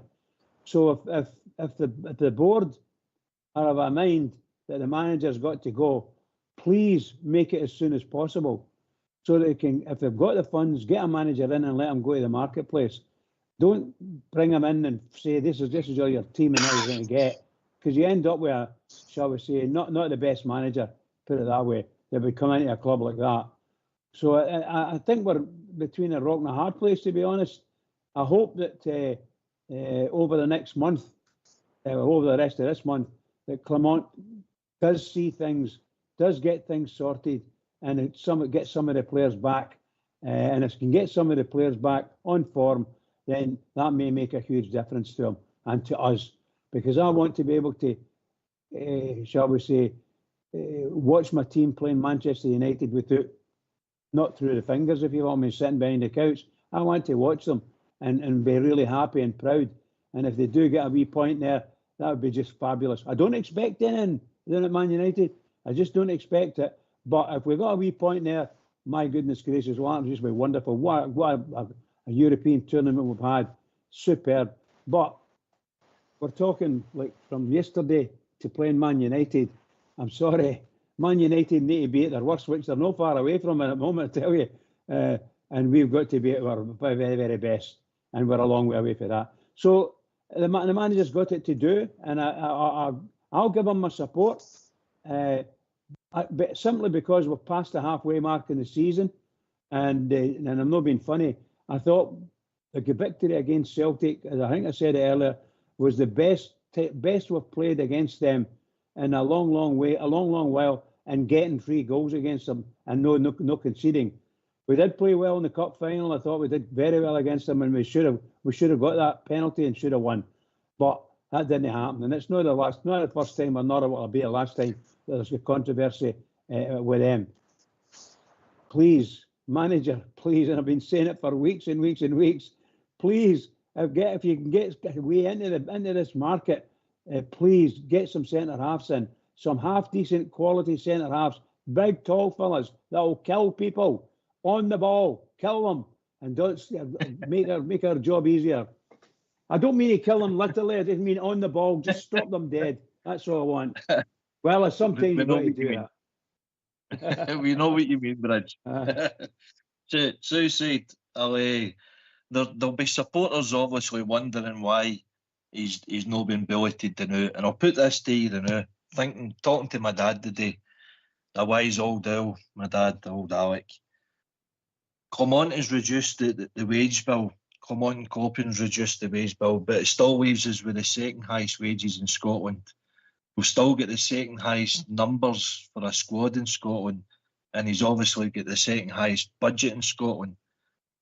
Do you think the remit at the start of the season, when Smurf mentions he renegotiated his contract, the remit, and this will pain Rangers supporters to hear, but do you think his remit was to finish second and was to just make progression in Europe because of the rebuild that he had today in front of him, Southside? I think as a person, the way he's always came across, he always said nothing's unachievable. Like, he went with a bruised team, went to Real Madrid and beat them and that. Like he said, I always try and think I can win, right? The realistic thing is he probably turned into the board at some point and said, well, right, this is my squad. Do you honestly think, everybody out there, did you honestly look at that squad and think it could compete in a full league campaign the way it was? The squad that we've got now, and even going through injuries and suspensions, that we could sustain a challenge to win a league title and compete in Europe. But that squad, think that squad's strong enough? I certainly don't, but I think they've overachieved, and the fact that they've done well in Europe, but they're certainly bombed in the league where we want them to do well, and that's the issue. The league form's not been good enough. It might have been at home, but away form's the one that's absolutely done us in, and that's the record that you get tarnished with. And we've been unlucky in a couple of them, and we've gave teams starts, all the reasons that we spoke about in the past number of weeks. I'm not going back to the time when for last year and the record and all that, because that was a different squad and they had a chance to go out and win a league title and they blew it. And they could have won a Scottish Cup at the end of it if Butland had caught that and hindsight carried on, we might have been on and won that trophy. But these are the margins, same as we might have won a trophy just a couple of weeks ago for a penalty kick. So it's all ifs and buts. At the end of the day, you're judged on results. So the squad was never good enough at the start of the season to compete for a whole season, because I thought when I looked at it, we will get these games, we're going to go to Hibs or somewhere like that in Aberdeen midweek and that, and with the run of games that we've got in the squad, if we take an injury or two or anything like that, we're going to be weakened, because I didn't see the squad being at that time. We had Danilo out, Cortez out, Ignaman wasn't on the scene, Hadji wasn't on the scene. So I'm looking at Connor Barron and Diamandi as we start the season. No, I'm not looking at it as now, and it's still not good enough, the squad. So he would have probably said, how am I meant to win a league with this squad? He probably wanted to, but they might have said to him, well, make a fist there, and if you finish second close to them and you can maybe pick up a cup, great, or 2 cups, fine, and try and get as far as you can in Europe, and we'll help you out in January when we get there. That's what I would have thought maybe the conversation would have entailed. As it's entailing now, the conversation's got at the moment is he keeping his job? Should we change him? Or is there enough happening in the background where we think we're going to give him a bit of help in January because we're going to keep him and we're going to try and succeed with him? And that will be a board decision, coping and everything they're seeing behind the scenes. We'll have to take a bit of pain at the end of the season, but next season you start off, we need to be winning and these players need to be up to speed, they need to be doing the business, and we're going to buy a lot more players. Or else that's what the new manager's remit will be at the start of next season. You need to win this league. Because there's no, we'll give you a season to sort it out and we'll give you 3 transfer windows. That squad that we've got now, a lot of them will be part of the next squad that's going forward. Because all better said that if we get success with some of these players that are still in this squad now going forward, might not be Clement that gets it, might be the new manager. But we need another 10 players anyway into the squad. So we are where we are. And it's been a lot of money, like you said earlier, wasted out the window. Players still sitting there on big contracts, and at the end of the day, we've had injuries, suspensions, and we've not got anywhere near enough squad and quality in the squad to get them out of it. So we're getting results like last night, 1 each against Dundee, and an absolute poor performance. But it wasn't even a good performance, it was a poor performance compared to Hibs in the second half against Motherwell. No, they were contrasting performances for the players. Yeah. Anyway, I see we've been joined with Bob Jer. Thanks for that, Southside. Good evening, Bob Jer. What's your thoughts for tonight? How are you doing? All right. Well, all we can do is go on, Pally. All we can do is go on, my friends. I'm going to make a wee bit of a comparison here to see if you agree with it. I see David Moyes. That was the name that was linked to us a wee while ago, actually. I didn't agree with it, but there you go. David Moyes has been, he's getting back to Everton as the manager. He left here 11 years ago to take over for Sir Alex Ferguson at Manchester United, as we all know. And in the boy on Sky Sports News, he recited all the managers that Everton had had.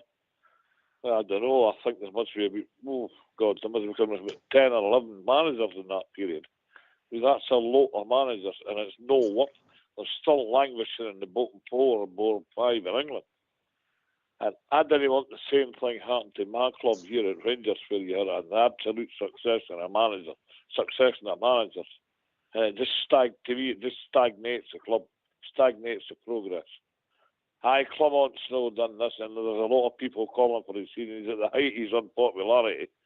But I would say stick with him at least till halfway through next season and see how it goes then, and then they can choose to make a change.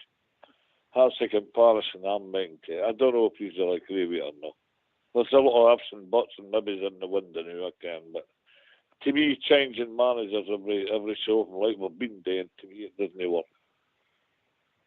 So, what's your take on that, guys?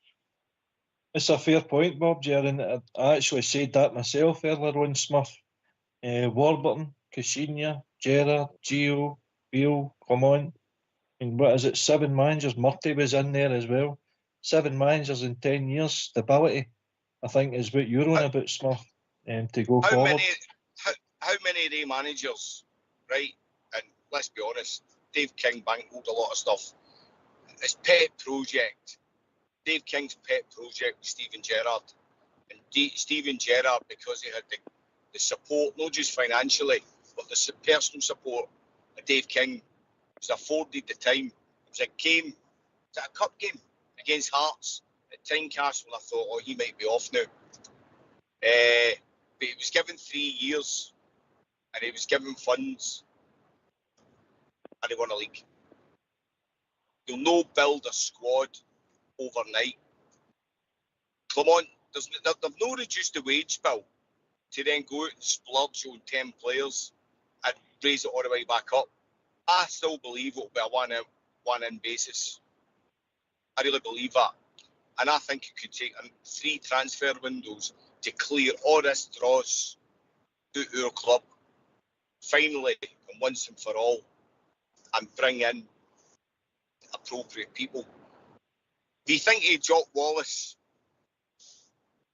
the success he had in the 70s, trebles and all that, right? And then the man leaves. Before he left, he only had the ability to win the trebles because he had players with the ability to do that. And when he came back, he didn't have a squad that could compete for second on a regular basis, really, to be honest. And then obviously there was investment and they brought in Graham Souness. Managers can only do so much. You've got to have quality players at your disposal and you need a squad of them. We play 60 games a season now. If you don't have a squad that's of the requisite quality and robust enough to play 60 games a season and compete in all fronts, you're not going to have success. And it doesn't matter who's managing them. So it's a nonsense to get rid of the manager. What we need today is give him a time and give him and resource him properly. Aye, Bridgeman, if you give a Michelin star chef, plain ingredients, he's not going to cook you a 5-star meal, is he? No. I think it's really enjoyable listening to the guys. Sometimes you get totally different from your own view, but I think most people's views certainly on Rangers Radio are very similar. Maybe with emphasis slightly different here or there, but really, we are what we are, and we're where we are through absolutely no fault of the fans or the manager. It's all to do, to me, it's all to do with the board and supply, and the supply of money is paramount. And of course, yes, I think he's done quite a good job clearing some of the rabble out of Rangers, the high salary guys. But there's still maybe 4 or 5 there that needs to go. They're not actually putting anything into the club, and I don't know how he's going to do it. Of course, other than time. I don't know if he can get rid of them now. Can we afford to just pay these people off, or just to get them off the books? That would save us on a weekly basis. But I think the manager has got a job to do. I don't think there's very many managers that would walk into Ibrox now and be able to do much better than Clement can do without having to go to the market and buy players. That's my honest opinion. I think they need to buy players, and he needs to buy players, of course. And he needs to go to the market. And I like there's a couple of players that we've got that now look good, and I think come next season, at the end of this, they clear nearer the end of the season. I couldn't get the words out. This season, you'll start to see a lot better players on our team. The guys that are looking good for flash in the pan type thing, but their continuity will come in and they'll start playing really good football. And we've got players that are good. I don't know, for instance, I don't know how you guys feel. I wonder if Rangers should even contemplate buying who's the left winger again? Chet. Oh God Almighty, I can't remember his name. You know what I mean? Cherny. That's it. Cherny? No, yeah, him. Yeah. So would we? I don't know how much he's worth. 5, 10 million pounds, 8 million pounds. So I don't think we Rangers are going to buy him. But when he leaves at the end of the season, there's going to be a huge hole because he's one of our better players, and he's a great goal contributor as well. So when you see what's ahead of the manager, and we don't have any money, then it's really difficult because he's just going to have to say, oh well, saying, May, end of May, bye-bye. And off walks a really quality player that was really starting to look good in our blue jersey. And we've got maybe a couple of them, but seriously, I don't know how long their contracts are, but please, for instance, Mr. Matondo, please let his contract finish in May, please, and we can say bye-bye to him. And that gives everybody a chance to go on with their life, because, you're sitting there and you see him on the bench and you think, God, he's never going to play football for us, really. That's how I feel about it. I just want the best for Rangers at all times, and I don't know how we're going to get it. Of course, aye. Southside, Fox has put a great point in the feed there. We've brought in good loan players over the last few seasons. Tillman, Sima, Czerny, even Diallo. You see him flourishing at Man United. Is that an area where we should be looking for, as well as the Scottish League? Because my thoughts on the Scottish League. I think we've overlooked too many. To go to the likes of Dundee, to go to a St Mirren, to go to a Fir Park, you need guys also to roll the sleeves up and dig in. But to be fair, the quality of the loan players that we have brought in has been decent. Is that a market that we need to continue exploring, or do we mix it up a wee bit better than what we're doing? I think if you get somebody probably in the quality, a Czerny or Sima, then I think you'd maybe look at that. But I think the players are sort of out your price range slightly, unless you're bringing in decent money, or if they're only coming in about maybe 5 million mark, you might be able to generate that going forward. But it's down to the new guys and the CEO and all that to get into the club, get the right people to generate the turnover and get the money in, get money coming in first and foremost, if you're not doing it through the transfer window. So, we've had a couple of successes with them. But you need to get, I was thinking about it as you were talking there, and I was thinking, which striker has he actually signed? And it was Ignaman. Because he got lumped with Dessers when he first came, and Danilo was out injured. And he never bought him. So, and as Bridge says, Czerny will leave Bridge. I wouldn't pay. See if he was 7 million, honestly, Bridge, I wouldn't even pay 7 million. I think if we had 7 million to spend, I'd like to think we'd maybe go out and get somebody maybe younger and more pace, with the chance of maybe. Czerny's pretty good. He's a pretty good player. He's an intelligent player, but no for us for the Premier League and that. We need a bit more speed, athletic, robust. Somebody can maybe turn up for the work all the time and play. He's a good player and he's played a lot of games for us, but I don't think Czerny would be a player I'd be spending £7 million on, Bridge, if I'm honest. We just need to get quality in the door, Alex. You need the club, but whoever's going to be the manager at the moment is Clement. So I'll say Clement needs help. He needs to get more bodies in, and as you said at Smurf, but I was probably trying to say, the squad at the start of the season to play 60 games when you looked at it and take into consideration you'll probably pick up injury and suspensions. Just alone, and to get to January was going to be a big toll on the team, and it's no managed to stay fit. We never had enough players to start the season fit enough either. Hadji's dispute, Ignaman not being ready, Danilo coming back, Cortez out injured, and you were hoping Odie'd be in your starting 11 to start the season. So I think we've overachieved in Europe. I think we've done all right at Ibrox.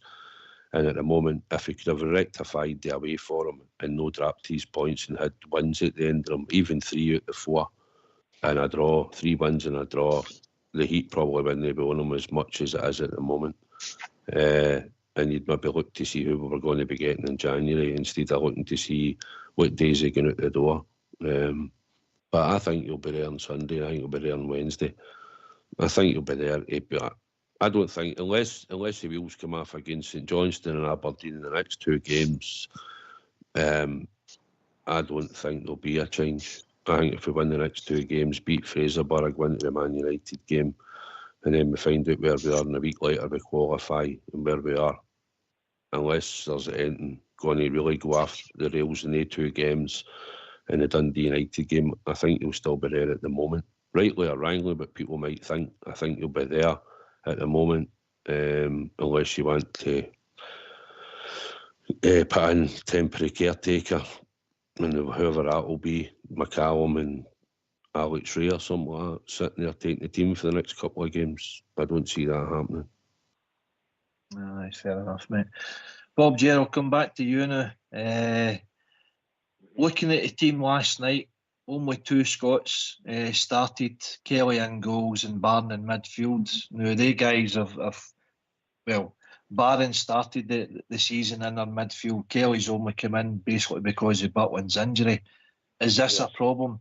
Because there are question marks over the recruitment, not just for Ross Wilson, but even Niels Coppin. See, when I think it was the Celtic game, Southside mentioned, we had 11 different nationalities on the park. Now, it worked that day, but is that a problem? Is that a factor in the away games? Because they're not used to going to these, venues and rolling up the sleeves and getting in your face and winning the battles before we win the war. Is that a problem? And has been for a few years? Well, Bob, I think there's a general feeling up and down the support. There isn't enough Scottishness in the team. That's what you're trying to say. A lot of shit. I've always believed that for quite a long time now, that there's not enough Rangers people in the team, if you take my point. They want to fight for the cause. I'm not going to go down the road you think I'm going to go down, but I mean, I take my point, there's not enough Rangers people. When I think of the teams of the past, I'm not going to quote all these players, I know them all. There was a lot of Rangers guys in the team, Rangers fans. I spoke last night about Sandy Jardine and John Gregg, who being Rangers fans. I would doubt that very much. They did all right for the club. They did all right for the club. But when you look up and down the Scottish game and you say to yourself, just thinking about Conor Barron there. To me, Conor Barron was the best of a bad lot. I didn't see anybody that really sticks out than who that will enhance this Rangers team is any better than what we've got. So I really couldn't have put a finger on it, boys. Maybe it's one of you two you could look up and down the league, looking at players up and down the league, but we've just played a run of fixtures there against some of the better known clubs, St Mirren, Motherwell, we're due to face Aberdeen. I didn't see anybody that would come into the club at the moment and enhance the team. I didn't think so. But to me, yes, I would agree there isn't enough for like a Scottish backbone. But we're not the only big club that's cosmopolitan. When you look down the leagues and look at that Premier League and look at the amount of foreign players, I mean, you mentioned Danilo there, Manchester United gave him a contract of 2030. Did any notice that? So I think we're just going down the road the way the game's gone. We've got to, as I say, be cosmopolitan about it, bring boys into abroad to see what they can do. Whether it works, whether it doesn't, I don't know. But yeah, I would agree. There isn't. We need another one or two Scottish boys in there. I've got that Rangers feel about it, and it might improve things a wee bit. I'm not sure if that's made sort of a 2 point a point in it, but a lot of people feel that way at the moment. Yeah. Aye, but listen, Bob, Ger, Bridgeman, everybody on the panel, I'm sure plenty listening. The successful Rangers teams over the past did have that spine of player what you're talking about. Smurf, I'll take it to you. And then we added the likes of Haitley and Gascoigne and Laudrup and guys of that out, but you had that spine of the team. You knew the players knew what it meant to play for that jersey, play for that support. About standards on the pitch, we're missing. You need that. You need consistency. You need a centre half. You need a goalkeeper that's dominant. That's his box. That's his 6-yard box. That's his 18-yard box. You need a central defender in front of him that commands everything in front of him and marshals his defence. You need a midfield general in front of him doing the same thing. And you need a guy that's going to quite literally lead for the front and score goals. You present him with the opportunity. He might have an off day. He's not going to hide. He's going to be there and there again. That's the strength of Alan McCoy's success. He had some howling misses, but he was always there. He always came back. He was brave. He wasn't scared. He took pelters. His head went down, but he always came back. And that's about character, innit? That was Jock Wallace's great great word, wasn't it? Character. You need it right through the strength, your team, the spine of your team. You need that strength of character right through that spine of the team, and you need continuity. So it can't always be about turning a coin and flipping a player. It's a balance, and it's a balance we've yet to strike.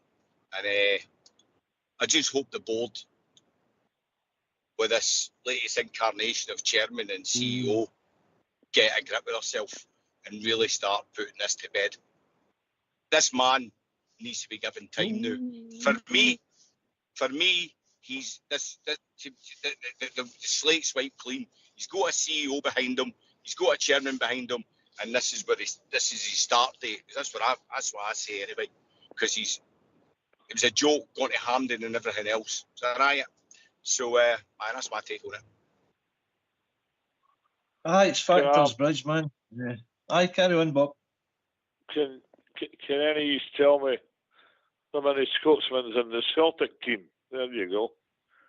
Look at it that way. You're talking about this word again, cosmopolitan. Just how many Scotsmen's in their team? How many Scotsmen's in the Man United? Well, Englishmen's in the Man United team, or the Manchester City team, or the Liverpool team. That's the way the games went, guys. Rangers aren't any different. Oh, but listening the other night, I think GB was our Celtic correspondent, Bridge, man. Sorry, GB. I'm not being a correspondent to them, boys. No. Think about it. The same I love thing. it, anyway. I love it. Think about how many managers there, I know, right. Like we've got to worry about ourselves. Right, exactly. They've got to worry ourselves. So we as fans, we follow on. We follow on. And yes. people like Southside, he's going to all the games, all the home and away. I can only go to home games when I'm well enough. But my goodness gracious, the guys that go and they do follow on. And if we don't listen to people like Southside that actually go to the game home and away, because sometimes even in the distant past when we had great teams, the great team always managed to defend properly most of the time, and when they were away from home. But we didn't need a great defence when we were playing at Ibrox, because we attacked and attacked. But as we went on, we could defend better away from home than we needed to do at Ibrox. And at the present moment, it's not that. It's eachy peachy, because we are better at Ibrox, but we're not that much better, I must admit. There are times we've been on frights, but my goodness, we're not getting very good away from home. Although we get probably most of the possession of the game and every game, to all intents and purposes, away from home. But we're not very good. Our defensive qualities aren't there. We need to get better quality players in. And I take my hat off to everybody that said this tonight. We need better quality players all over the park. All over the park. We're not going to get them all at once. So the ones that we've got, we need to sort of select them and nurture them and make sure that we're up to them and they're up to us, if you follow what I mean. But if you've got people on the sidelines that are sitting on the bench and taking up a space on the bench and they've got absolutely no time in their mind to play for Rangers, please get rid of them. Please, in some way or other, just get rid of them and bring youth in and let them sit on the bench and get involved at the levels that they need to get involved in, and bring them on last 20 minutes in some games when you've got a couple of goal lead. That'd be fantastic. We're not doing it, but I cannot believe we brought Matondo on yesterday. I'm sorry, boys. I hate to cap on about it. I cannot believe we brought Matondo on. And you know that wee guy? I used to like that wee guy. My God, I don't like him now. Yeah, well, Smurf, it's the fact, I was just going to say that, Bob, it's the fact he's estimated to be on 29 grand a week. I mean, who gave him that sort of contract for the length of contract that he's on? Again, speaking to my dad today, Smurf, see putting all these guys on that sort of, bulky contracts. Connor Golson was on it, and Lundstrom was on one. Kmar Roof was on one. Morelos was on one. It's no wonder we couldn't really sell them on. because Hubs will be balking at the sort of wage that they're having to pay to match that sort of wage, and then obviously add a transfer fee onto it. We need to get that right. The length of contract and how much we're paying players. I think the likes of Clement and Klopp, and it's been proved they have reduced the wage bill. They're trying to address that already, but obviously you're losing a fair bit of quality of player that was there last year. So that this is a new route that we're forced to go down, obviously with financial fair play above us as well.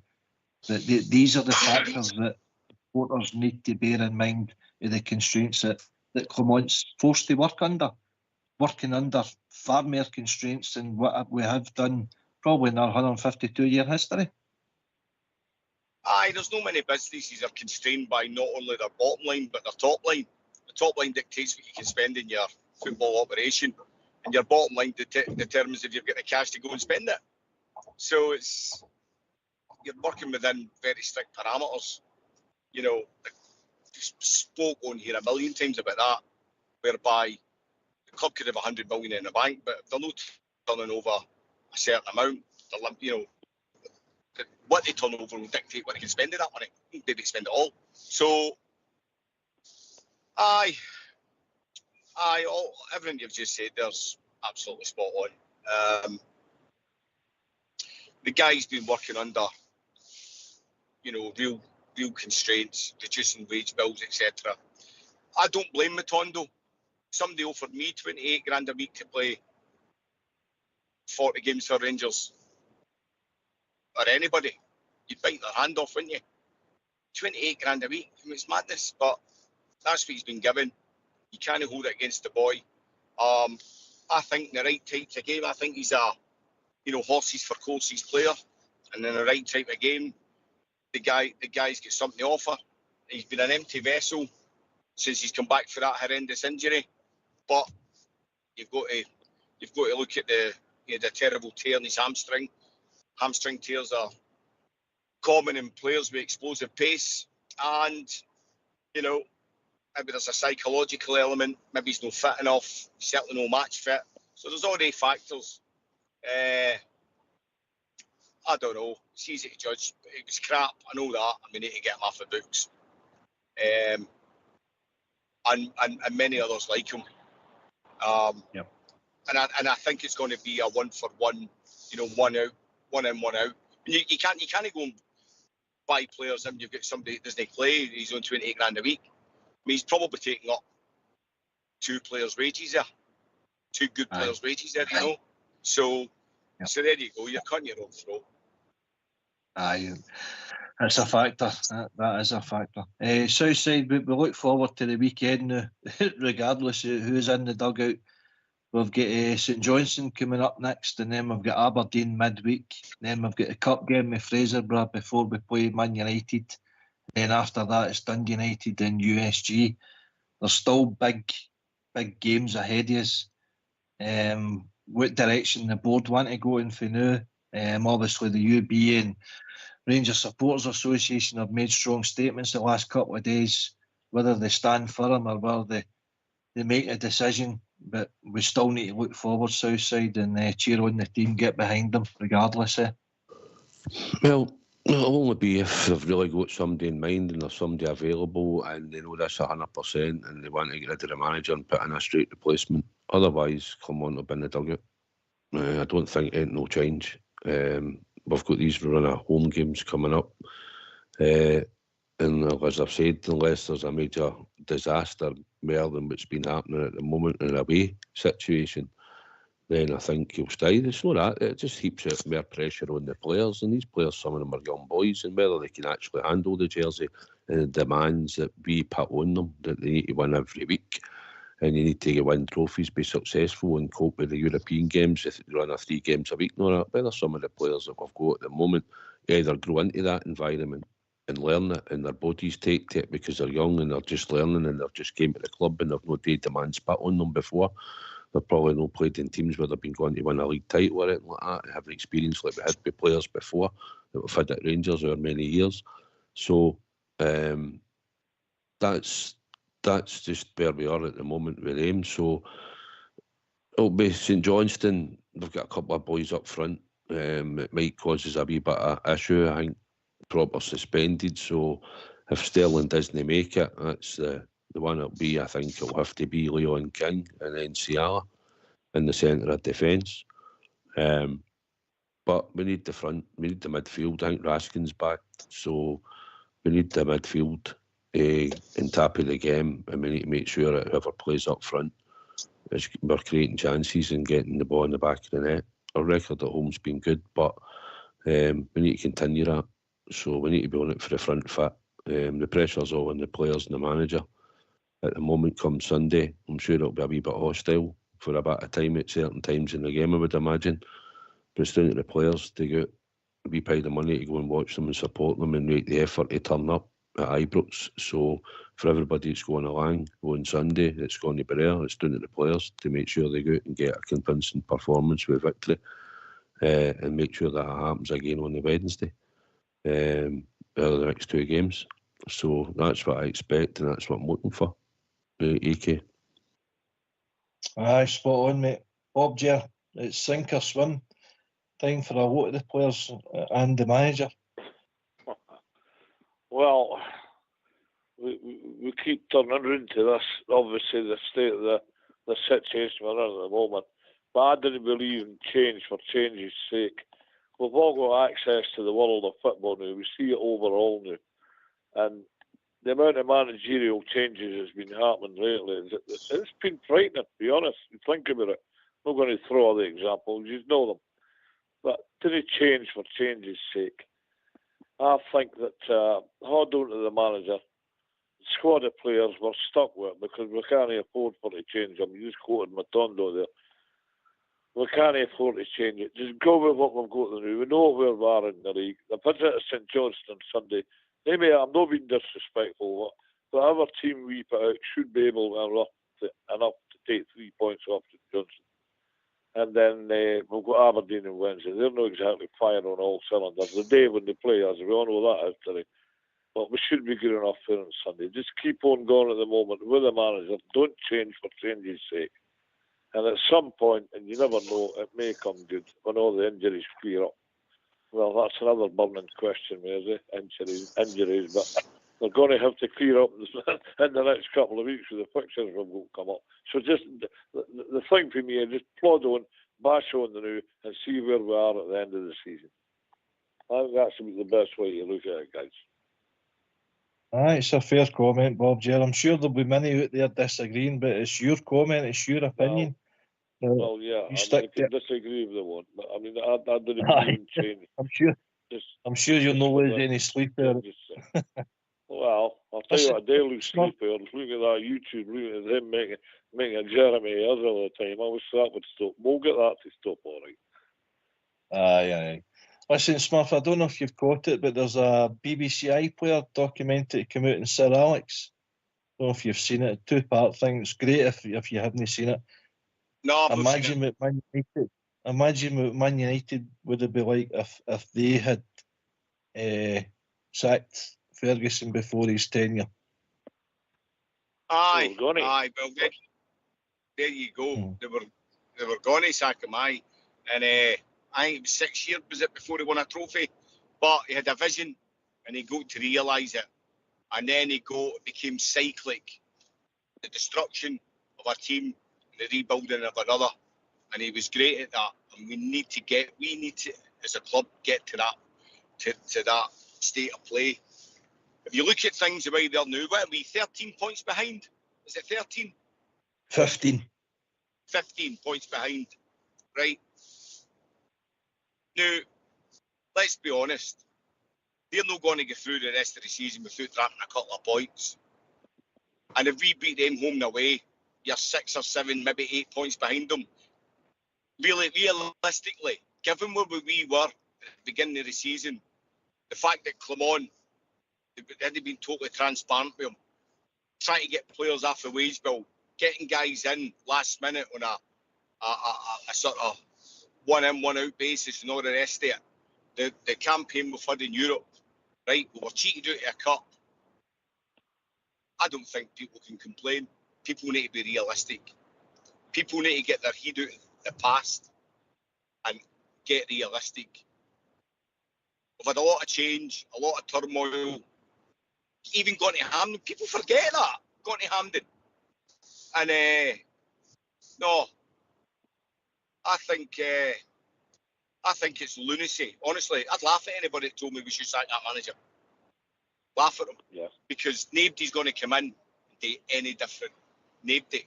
It's a process, and you've got to stick with the process. It's as simple as that. You don't build anything by tearing it up. You've got a plan, and you need to realise it. You need to see it through. And if it doesn't work, that's when you tear it up. You say, "Thanks for your time," but nah, no for me. And I don't care what anybody thinks. I can just imagine what that feed looks like tonight, Spur. Go on yourself, you're stuck with your bin anyway. Aye. Bridgeman, been a good show tonight. Plenty of opinions here, but that's what it's all about. The platform gives you that what platform to give your opinion. It's only our opinion at the end of the day. Disagree with it, call us clowns, call us cheerleaders, happy clappers, whatever. It's only your opinion. I think that there's an awful lot of people within the Rangers radio area are very honest. I'm one of them. I'm very honest. I don't see at the present moment that I was delighted with that result against them across the city. I think that was a fabulous result, brilliantly played, and I thought we turned a corner. Previous to that, I thought that the manager was really on a shaky peg. His jacket was a shaky peg, and I thought that for a month or so. And I thought any time in the moment they're going to chap his door and say bye bye, but that hasn't happened. And there's a lot of Rangers fans, I know that for a fact, and I speak to them. They're not happy with him. They're not happy with what's happened in the club, and that may have had an impact on the manager. I don't know. However, as far as I'm concerned, I went from a wee bit in the negative to the positive for the manager, but the team are nothing short of disgraceful at times, and I can't blame the manager for that because it's just the players. And a lot of the same players played brilliantly against Celtic, and they can't turn it on against the other teams. So I just can't make up my mind as far as the players are concerned whether they're all poor or whether the manager picks them up and shows them forward. I don't know. And some of the injuries we're carrying is bad. As far as I'm concerned, the manager's got to stay. He's got to be able to see what the board think about him now, that what is going to happen at the board. But whatever happens, if there's any people getting put out of the club, it's got to be players. It's got to be players. I don't want them to be saying to the manager, away you go, there's however many £1,000 to get rid of you. I'd rather they say to some of the players that are hanging about, here, there's your wages, beat it. We ain't got a club. And that's what I'd rather have, and let the manager get a fair do at it, Aye. Anyway, can I just come in there? Sorry, on you go. Make it brief stuff, because I've got Fox in me here tonight going, hurry up, yeah. What I want to say is, see if you were to compartmentalise the season, right, which is made up of European football, 2 domestic cup trophies, and then the league, which is split into a home and an away aspect. He's really only failed because we won that cup, and we're cheated out of it, right? We're still in the Scottish Cup. We've dropped 1 point at home. We've been tearing it up in Europe, really. The only part of our season or our campaign that's let us down is we're away form. And when he gets that aspect to it right, with everything in the background that's been going against him, hamstrung every which way, I think he'll take us forward. And I don't think for win a league and then, another 2 years without one, I think it could build something. And I think I really, really, really believe it that I can see improvement, and that don't sound ludicrous to fans as he talk about. But that's me. Right, Smurf, that your final thought for tonight. Thanks again for your time. It is. Take care. Brilliant. Thanks a lot. Good night, Take brethren. care, pal. Good night. Bob Jer, thanks for coming in tonight, as always. Your final Privilege and thoughts? a pleasure. Well, I think that I'm going to go with what Brad, agree with what Brad says. There's a lot of good boys on this programme, got a really, really load of good opinions and statements about the club. And if we've got that, and we've got the club at our heart, and we're in no bad place. It's great time with the manager.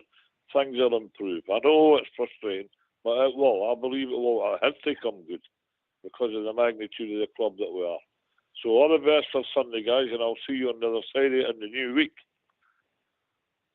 Thank you for your time, Bob Jer, as always. Privilege, as always. As always. Southside, your final thoughts for tonight, Bob? Bit of therapy, I think. I know it's good to be on with the bridge man, and probably people will be sick listening to us, but it was good to come on and help you out tonight.